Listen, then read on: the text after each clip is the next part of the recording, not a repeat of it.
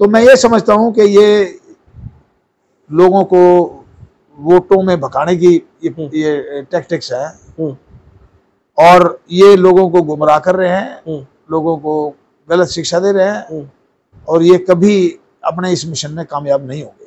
हरियाणा 1008 देखने वाले सारे बन भाइया ने राम राम। मैं दिनेश कुमार फिलहाल रोहतक में मौजूद हूं और आप देखने लग रहे हो हमारा खास कार्यक्रम चुनाव से एक दिन पहले। हरियाणा 1008 पर हमारे साथ जुड़ चुके हैं हमारे पूर्व मंत्री, भारतीय जनता पार्टी के वरिष्ठ नेता श्री कृष्ण मूर्ति हुड्डा जी। इनसे जानकारी लेवांगे पूरे प्रचार को लेकर, क्योंकि आज जो है चुनाव का जो प्रचार का जो माहौल था वो रुक चुका है, प्रचार रुक चुका है। कल लोगों को वोटिंग के लिए निकलना है, तो एक दिन पहले का जो कार्यक्रम है ये खास कार्यक्रम है। इसमें आप सभी नेताओं के विचार सुनने लग रहे हैं। उसी कड़ी में श्री कृष्ण मूर्ति हुड्डा जी से हम बातचीत करेंगे। सर नमस्कार। नमस्ते सर, स्वागत है आपका हमारे खास कार्यक्रम चुनाव से एक दिन पहले में हरियाणा 1008 पर। धन्यवाद, बहुत बहुत धन्यवाद आपका। सर, जिस तरह से एक महीना लगभग प्रचार आपने किया है रोहतक लोकसभा में, हमारे जो भारतीय जनता पार्टी के प्रत्याशी हैं डॉक्टर अरविंद शर्मा जी, उनके समर्थन में उनके साथ जो है आप घूमे हो, तो कैसा माहौल है एक बार तो मैं वो जानना चाहूंगा पूरे रोहतक लोकसभा क्षेत्र का। देखिए, माहौल बहुत अच्छा है जी। मोदी जी की नीतियों पे लोग विश्वास कर रहे हैं जी। और मोदी जी के जो प्रत्याशी हैं भारतीय जनता पार्टी के डॉक्टर अरविंद शर्मा जी, उनको वो अच्छा मान रहे हैं। तो मैं समझता हूं कि कल जो चुनाव होने जा रहा है इसमें भारतीय जनता पार्टी की अच्छी खासी वोटों से जीत होगी। जी जी। जैसे कि जो विपक्षी दल है कांग्रेस पार्टी का और भारतीय जनता पार्टी का कंपटीशन जो है वो फिलहाल देखा जा रहा है हरियाणा प्रदेश में। हाँ, लोकसभा के चुनाव में तो आप भी उनके जो है एक किस्म से गांव से ही हो, हुड्डा साहब के गांव से ही हो, तो पहले तो मैं वहीं का माहौल एक बार जानना चाहूंगा कि आपका जो गांव है खिडवाड़ी गांव से आप बिलोंग करते हो, सांगी गांव है भूपेंद्र सिंह हुड्डा का, तो जो हुड्डा का जो गढ़ है उसको लेकर और भारतीय जनता पार्टी की जो जीत आप निश्चित जो मान रही है भारतीय जनता पार्टी, तो उन चीजों को लेकर क्या कहेंगे जो हुड्डा का गढ़ लोग कह रहे हैं, तो आप किस नजर से उसको देख रहे हैं? देखिए, गड़बड़ तो कुछ नहीं है। यह परिवार 5 चुनाव हारा था 1991 तक जी, और 1991 में मैं चुनाव लड़ा था 6ठी बार कांग्रेस की तरफ से जी, और मैं जीत गया था। तो गड़बड़ तो कुछ नहीं इनका। पिछली बार बाप बेटा दोनों हार गए। अगर गढ़ होता तो कोई तो जीतता। अब यह है कि ये चुनाव है राहुल गांधी वर्सेस नरेंद्र मोदी। दीपेंद्र हुड्डा कभी राहुल गांधी को इन्होंने बुलाया भी नहीं। ये खुद डरे हुए हैं चुनाव से और इनकी हालत बड़ी खराब है और इनको हार सरेआम नजर आ रही है कि हम ये हारने जा रहे हैं। पहले लोग कहा करते कि दीपेंद्र हुड्डा को तो दुनिया का कोई लीडर भी नहीं हरा सकता।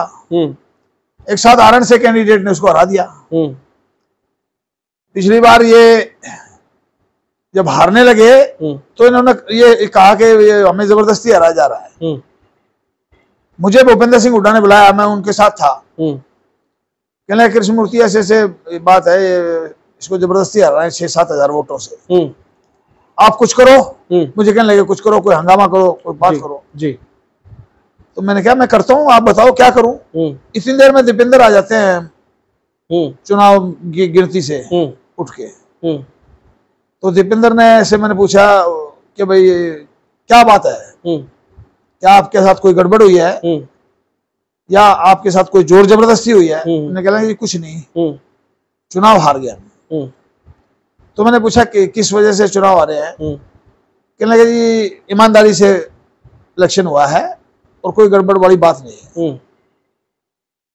तो मैं ये समझता हूं कि पिछली बार जब कोई आदमी नहीं कहता था कि दीपेंद्र हारेगा, इस बार तो बच्चे बच्चे की जुबान पे है कि दीपेंद्र हारेगा। तो मेरा अनुमान है कि दीपेंद्र इस चुनाव में 1 लाख वोटों से ज्यादा से चुनाव हारेगा।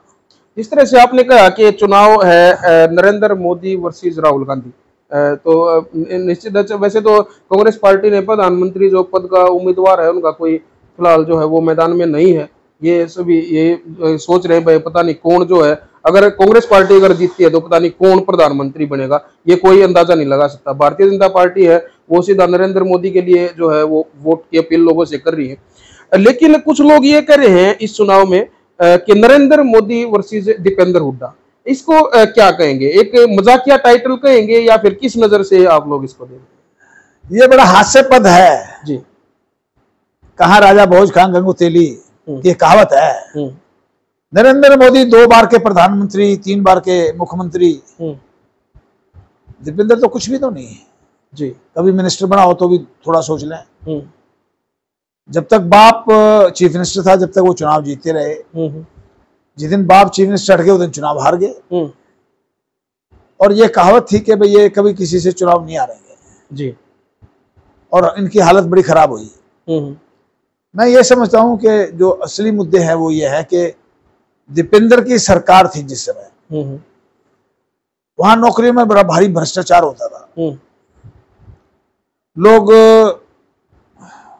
किसी को भी बच्चे को नौकरी लगानी होती थी तो पहले ये देखते थे भाई पैसे का इंतजाम होना चाहिए या नहीं, जिसके पैसे का इंतजाम हो गया उसका काम हो गया। तो इनके वक्त में पर्ची खर्ची से सब कुछ होता था।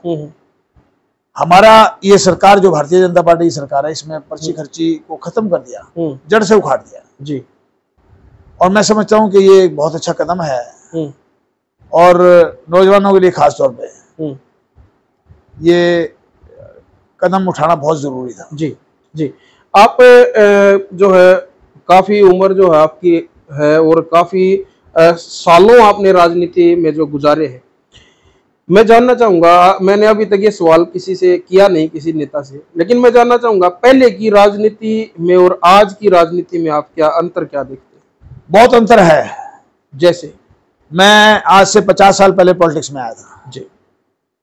1974 में मैं स्टूडेंट्स यूनियन का जो कांग्रेस का स्टूडेंट विंग है उसका प्रेसिडेंट बना था हरियाणा का, और मैं राज्य कार्यकारिणी का सदस्य भी बना था जी। उस समय मान सम्मान होता था लोगों का जी। पार्टी में कोई छोटे लेवल का है उसका कम होता था, कोई बड़े लेवल का उसका बड़ा होता था। भूपेंद्र सिंह हुड्डा ने वो सारे सब कुछ समाप्त कर दिए अपने बेटे के लिए। उसने पता नहीं कितने लोगों के करियर खराब किए जी। ऐसा धृतराष्ट्र मैंने पॉलिटिक्स में नहीं देखा, जो अपने बेटे को एमपी बनाने के लिए घर घर जाने की कोशिश कर रहा है, जो अपने बेटे को लोकसभा में भेजने के लिए पता नहीं क्या क्या पापड़ बेल रहा है। तो मैं ये समझता हूं कि जिस प्रकार से दीपेंद्र और भूपेंद्र पॉलिटिक्स कर रहे हैं 2024 में जी, वो कभी कामयाब नहीं होगा जी जी। अगर बात करें फिलहाल की, तो भारतीय जनता पार्टी में आप फिलहाल जो है कार्य कर रहे हैं, आप एक अच्छे नेता के रूप में, तो क्या लग रहा है भारतीय जनता पार्टी रोहतक लोकसभा को भी हम बात कर रहे हैं और पूरे हरियाणा प्रदेश की कितनी सीटों पे अपनी जो है वो जीत जो है पक्की निश्चित जो जीत आप लोग मान रहे हैं कि भाई ये कन्फर्म है, या फिर कोई कहां से आपको माहौल हल्का भी जो नजर आ रहा है? भारतीय जनता पार्टी प्रदेश की जी 10 की 10 सीटें जीतेगी जी। मैंने कई जिलों का दौरा किया है, कई जिलों में मैं व्यक्तिगत रूप में गया हूं और मैं आम तौर पे मैं जो गरीब लोग हैं उनको इस भारतीय जनता इस मौजूदा सरकार में बड़ी भारी उनकी इज्जत है जी। गरीबों की बगैर पर्ची के बगैर खर्ची की नौकरियां लग रही हैं। शायद जितनी नौकरियां इस 10 साल में हुई इतनी पहले कभी नहीं हुई। पिछली सरकार ने 86-87 हजार नौकरी लगाई होंगी, इस सरकार ने 1,35,40,000 नौकरी लगाई है। और जो नौकरी लगाई है किसी के ऊपर स्टे नहीं है, किसी के ऊपर मुकदमा नहीं है, क्योंकि मेरिट से नौकरियां लगाई हैं जी। तो मैं समझता हूं कि ये जो काम हो रहे हैं वो बहुत ही बढ़िया काम हो रहे हैं और आने वाला वक्त भारतीय जनता पार्टी का है। ये जो खर्ची पर्ची वाले हैं यही लोग दीपेंद्र के आसपास घूम रहे हैं। आप किसी से बात करके देख लो, वो खर्ची पर्ची वाला है, वो तो कहेगा जी दीपेंद्र जीतेगा, लेकिन दीपेंद्र की हालत बहुत खस्ता है। कुछ लोग ये भी करें कि इस सरकार में काफी आंदोलन जो हुए हैं, अभी कुछ दिन पहले किसान आंदोलन भी हुआ था, क्या आप किस नजर से देख रहे हैं, क्या आंदोलन का असर चुनाव पर पड़ेगा? देखिए, आंदोलन तो होते रहते हैं जी, जो सरकार होगी उसमें आंदोलन तो होंगे जी। और किसानों का बड़ा भारी आंदोलन हुआ था, नरेंद्र मोदी जी ने उनकी बात मान ली और मैं समझता हूं कि 1-1.5 साल आंदोलन हुआ है पूरा, और उनकी बात मानने के बाद आंदोलन खत्म हो गया। और जहां तक किसानों का है, जैसे देवीलाल ने पेंशन 100 रुपए की थी जी, आज भी 100 रुपए को कहते हैं देवीलाल ने पेंशन की थी भाई, शुरुआत क्रेडिट देवीलाल को है। बिल्कुल इसी प्रकार से नरेंद्र मोदी जी ने एक किसानों के लिए 6000 रुपए एक पेंशन के रूप में दिखी है।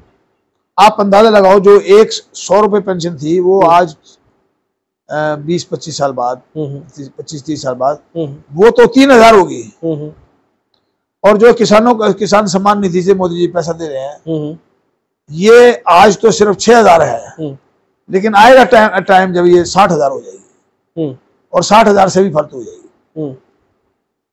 तो मैं यही समझ रहा हूं ज्यादा कि आने वाला टाइम भारतीय जनता पार्टी का है और भारतीय जनता पार्टी सरकार भी बनाएगी और लोगों को भले भी करेगी। इस तरह की बात है उधर से कांग्रेस पार्टी भी कर रही है कि अगर कांग्रेस की सरकार आती है तो 6000 पे जो है वो पेंशन लागू कर देंगे बुजुर्गों के लिए, एक अच्छा सुनहरा मौका वो लेकर आ रहे हैं। उस बात को लेकर आप क्या कहेंगे? ये बड़ा हास्यास्पद है। दीपेंद्र ये बात लोग बोलता है, लोग हंसते हैं उस पर। जब इनकी सरकार थी 2005 से लेके 2014 तक, करीब 9.5 साल, उस समय पेंशन इन्होंने 10 साल में सिर्फ 400 रुपए पेंशन बढ़ाई थी।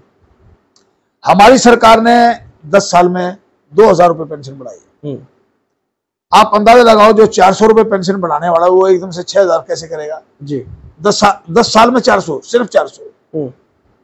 तो मैं ये समझता हूं कि ये लोगों को वोटों में भगाने की ये टैक्टिक्स है और ये लोगों को गुमराह कर रहे हैं, लोगों को गलत शिक्षा दे रहे हैं और ये कभी अपने इस मिशन में कामयाब नहीं होंगे।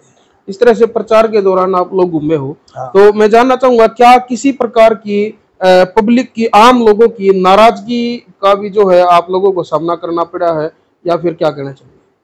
सिर्फ 2 गांव में 42-43 गांव है और कॉलोनियां हैं। 2 गांव में सॉरी 2 गांव में गुलाबी गैंग के लोगों ने किसान यूनियन के झंडे लगा के डिस्टर्ब करने की कोशिश की। एक तो महिला, अपने आप को महिला नेत्री कहलाती थी किसान यूनियन वाली, वो मैं उसके गांव में गया अगले दिन, तो वो गुलाबी गैंग के लोगों के साथ गुलाबी पगड़ी पहन के वो वोट मांगती फिर रही थी। सिर्फ उन लोगों ने गड़बड़ करने की कोशिश की, बाकी किसी ने, हमारा गढ़ी सापला कलोई का जो आप तो कह रहे हो भूपेंद्र सिंह हुड्डा गढ़ है, 4 तारीख के बाद ये हमारा गढ़ बन जाएगा जी। तो उसके अलावा किसी ने कुछ नहीं कहा जी। मैंने सारी सभाएं, जनसभाएं मैंने एड्रेस की हैं, एक आदमी ने भी ये नहीं कहा भाई आप क्या कर रहे हो। जी जी। आज चुनाव से एक दिन पहले जो है हम आपसे मुलाकात कर रहे हैं। कल जो है 25 तारीख को लोगों को सुबह सुबह वोट करने के लिए निकलना है। क्या अपील करना चाहेंगे जो आम जनता आपको फिलहाल देखने लग रही है, सुनने लग रही है, क्या अपील लोगों से आप करना चाहेंगे? देखिए, चुनाव में जी मतदान जरूर करना चाहिए। जरूरी नहीं कि वो ABC किसी पार्टी को, जिस पार्टी पे आपका दिल ठुके, जो पार्टी काम करने वाली हो, जिस पार्टी ने इस प्रदेश में काम किया हो, वो पार्टी, उस पार्टी को मतदान वोट देना चाहिए। और लेकिन वोट तो जिसको मर्जी दो, लेकिन आपको वोट जरूर डालना चाहिए जी। और मैं समझता हूं कि आने वाला भविष्य हरियाणा का बड़ा उज्जवल है जी। अगले 5 साल हरियाणा के अंदर बहुत विकास के काम होंगे जी आप अंदाजा नहीं लगा सकते कितने विकास के काम होंगे जी।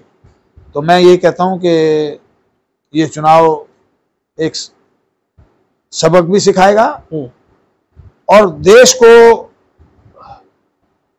विकास की ओर ले जाएगा, ऐसा मेरा मानना है। जी बहुत बहुत धन्यवाद। आपने हमारे इस खास कार्यक्रम में समय दिया, उसके लिए हम आपका धन्यवाद करते हैं। और आपको भी जो है हम आपसे निवेदन करते हैं कि जो लास्ट तक आपने हुड्डा साहब के विचार जो सुने हैं, आप अपने विचार भी कमेंट बॉक्स में जरूर शेयर करना। और कल 25 तारीख को जो है आपको चुनाव करना है, तो उसके बारे में आपका क्या विचार है, अपने किस उम्मीदवार को जो है आप जिता रहे हैं, वो भी कमेंट बॉक्स में आप अपनी राय हमारे साथ जरूर शेयर करना। और फिर अगर आज जो है ये लास्ट दिन है, कोई और बड़ा चेहरा अगर जो है मुलाकात उनसे होती है हमारी, तो वो भी हम आप लोगों तक जो है पहुंचाने की सुनाने की कोशिश करेंगे। तब तक के लिए मैं लेता हूं इजाजत। आप जुड़े रहे हमारे साथ, देखते रहे हरियाणा 108। जय हिंद, जय हरियाणा।